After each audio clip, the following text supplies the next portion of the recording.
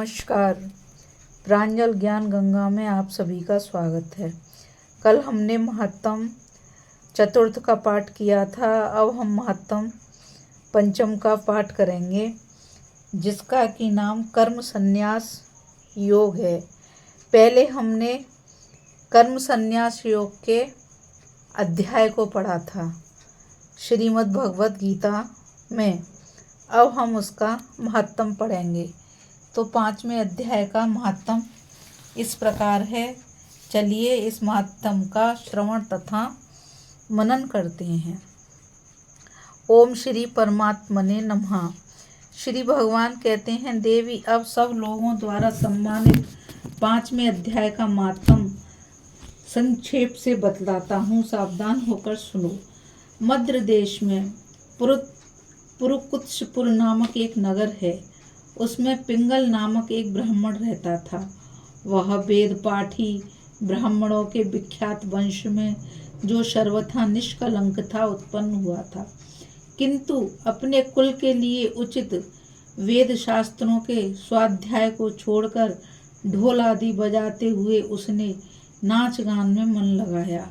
गीत, नृत्य और बाजा बजाने की कला में परिश्रम करके भी पिंगल ने बड़ी प्रसिद्धि प्राप्त कर ली और उसी से उसका राजभवन में भी प्रवेश हो गया।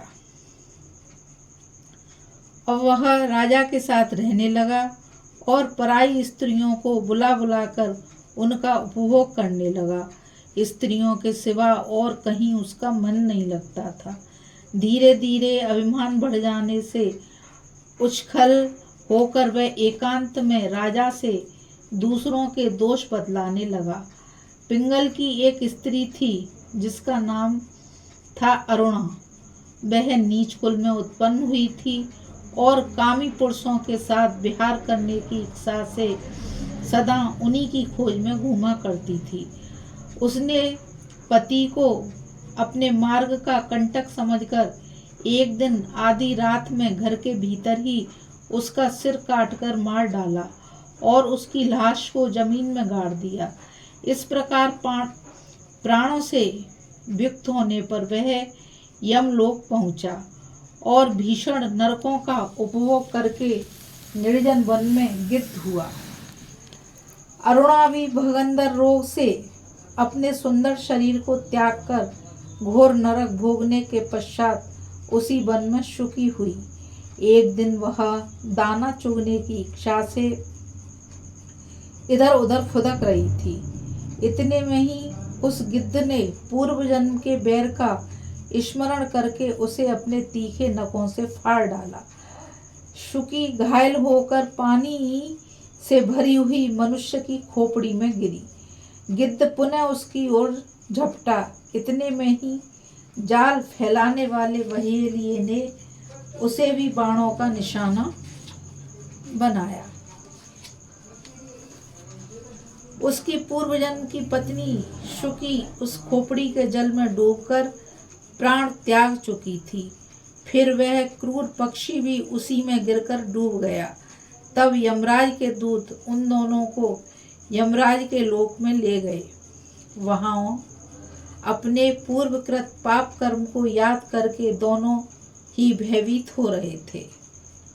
तदंतर यमराज ने जब उनके घृणित कर्मों पर दृष्टि डाली, तब उन्हें मालूम हुआ कि मृत्यु के समय अकस्मात खोपड़ी के जल में स्नान करने से इन दोनों का पाप नष्ट हो चुका है। तब उन्होंने उन दोनों को मनोवांछित लोक में जाने की आज्ञा दी। यह सुनकर अपने पाप को याद करते हुए वे दोनों बड़े विस्मय में पड़े और पास जाकर धर्मराज के चरणों में प्रणाम करके पूछने लगे, भगवान, हम दोनों ने पूर्व जन्म में अत्यंत घृणित पाप का संचय किया है, फिर हमें मनोवांछित लोकों में भेजने का क्या कारण है, बताइए। गंगा के किनारे तब यमराज ने कहा, गंगा के किनारे बट नामक एक उत्तम ब्रह्मज्ञानी रहते थे। वे एकांत सेवी, ममता रहित, शांत, विरक्त और किसी से भी द्वेष न रखने वाले थे। प्रतिदिन गीता के 5वें अध्याय का जप करना उनका सदा का नियम था। 5वें अध्याय को श्रवण कर लेने पर महापापी पुरुष भी सनातन ब्रह्म का ज्ञान प्राप्त कर लेता है। उसी पुण्य के प्रभाव से शुद्ध चित्त होकर उन्होंने अपने शरीर का परित्याग किया था। गीता के पाठ से जिनका शरीर निर्मल हो गया था, जो आत्मज्ञान प्राप्त कर चुके थे, उन्हीं महात्मा की खोपड़ी का जल पाकर तुम दोनों पवित्र हो गए हो। अतः अब तुम दोनों मनोवांछित लोकों को जाओ, क्योंकि गीता के 5वें अध्याय के माध्यम से तुम दोनों शुद्ध हो गए हो। श्री भगवान कहते हैं, सबके प्रति समान भाव रखने वाले धर्मराज के द्वारा इस प्रकार समझाए जाने पर वे दोनों बहुत प्रसन्न हुए और विमान पर बैठकर बैकुंठ धाम को चले गए। बोलो श्री विष्णु भगवान की जय। अभी हमने 5वें अध्याय के महत्तम का पाठ किया था। अब हम 6ठे अध्याय के महत्तम का पाठ करेंगे। राधे राधे, जय श्री कृष्णा।